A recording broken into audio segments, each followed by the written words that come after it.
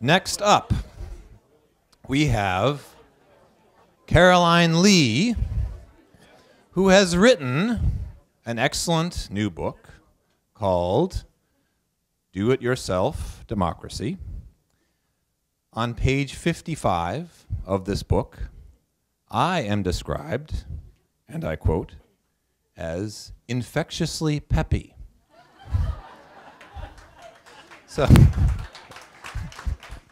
I have modified my demeanor and with great sobriety introduce Caroline Lee.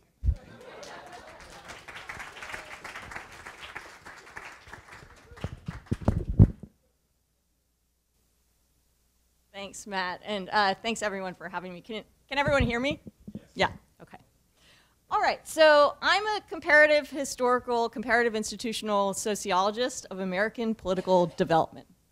And that means that I come at these topics from an interest in how does democracy get institutionalized? What does that look like in different time periods? Because we have these ideas of democracy that are that change over time, and we do various things with them. So my take on the public engagement industry was not so much to look at it the way that tons of other scholars study public deliberation, public engagement, but to look at this as a field, a dynamic developing field, and to try to understand what other fields does it look like? What other fields is it competing with? The Democratizing Inequalities book is about this sort of larger issue that I and other folks who study other industries that are similar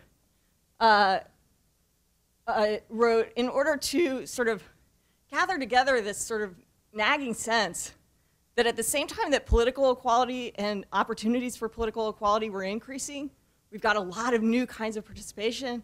Social and economic inequality were also increasing. So, what is the relationship between those two? All right.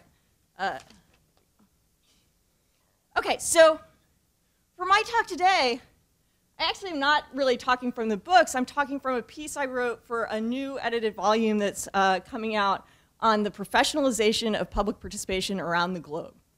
And that piece is called, the field of public participation in the US, a field at a crossroads. And I start by talking about all of these huge successes in this field, right? Of, deep democratic innovations that are being institutionalized, that are diffusing worldwide. Participatory budgeting is an example that's given a lot of one of these innovations that's just swept the globe. There's also been, and I talk about this in my book, really successful grass-tops organizing. I mean, here are folks in this field who have made it to the White House, right? What an achievement. These people that work, on the ground every day with, everyday people trying to enhance their, engagement. And here they are, being invited to the White House.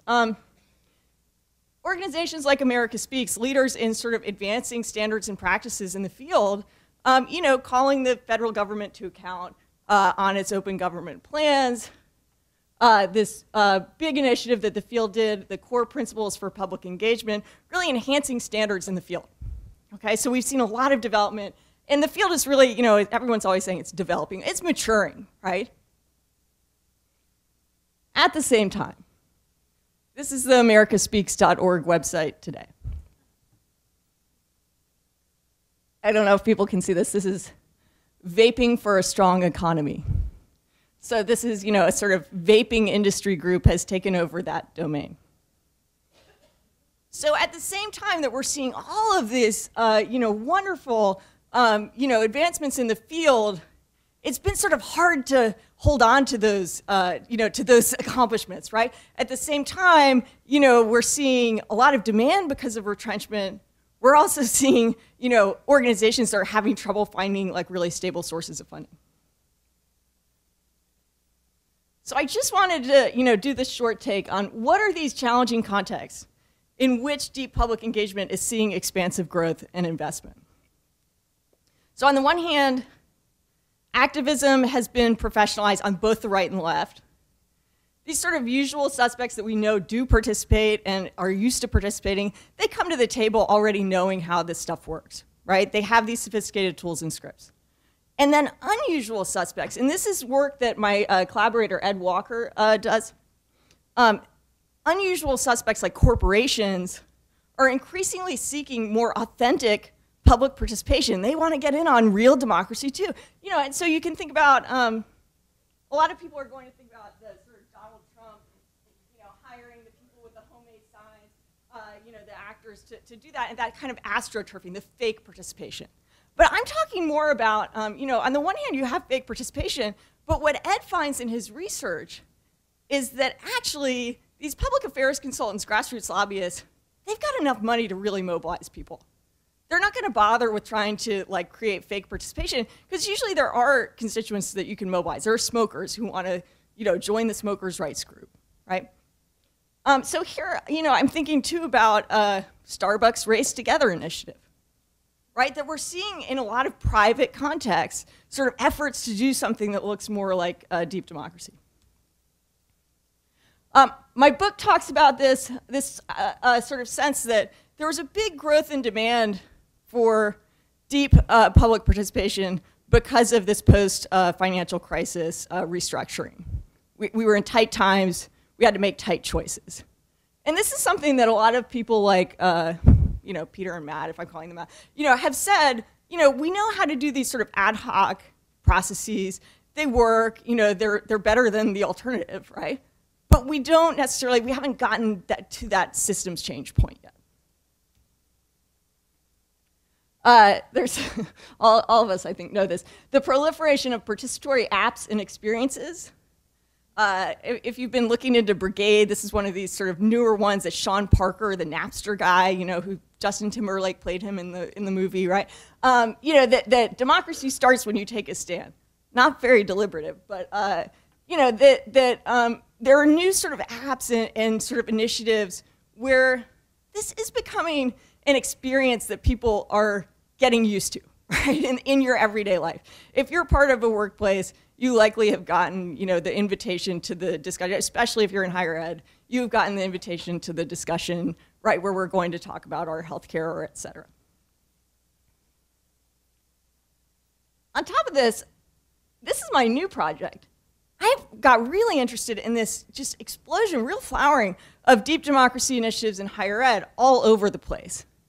And, you know, of course there's circle, right? You know, of course there's the usual folks, the sort of democracy imperative, the people that were out there at the beginning. But, you know, the Institute for Advanced Study, right? These very sort of elite, what could be more elite than the Institute for Advanced Study, you know, has this democratic knowledge project, right? And so, you know, you see this at all different types of schools. I was just at the Civic Learning and Democratic Engagement conference, and you see this at schools where, you know, people are complaining that our students are students from the inner city. We have the civic engagement requirement, and the work that they do in their communities, they just don't label that civic engagement, right? It's just being a member of their community. And so how do we get them to count it, right? You know, so you see this at all different types of institutions. I think this does have to do with this crisis in higher ed. At the same time, you're seeing, especially internationally, and this is where this volume is coming from, more critical scholarly attention to this institutionalization of public engagement. Should we worry about it? You know, what are the consequences of it? And you know, this was a talk at the LSE. You know, here's Matt. There was a great 2014, you know, compendium of articles sort of about where, you know, where are we as a field. This was the conference at the International Political Science Association. You know, professionalization and diversification of P2.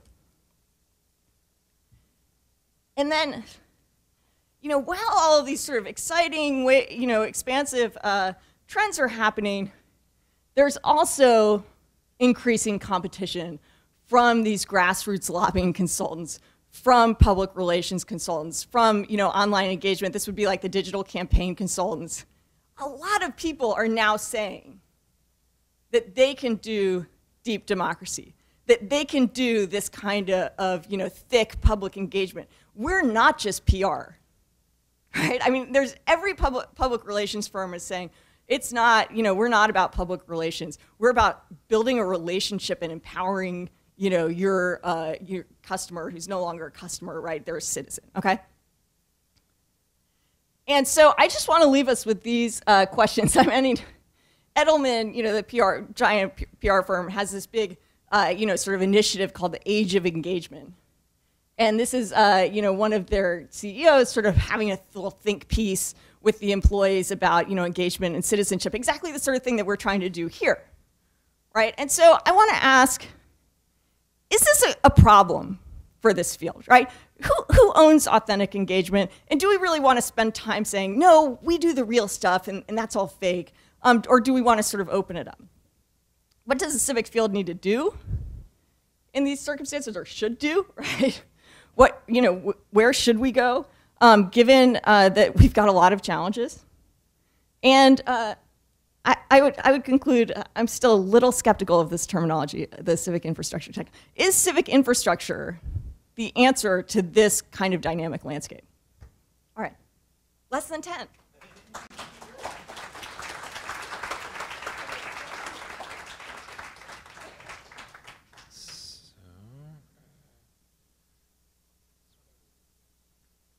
So, again, sorry.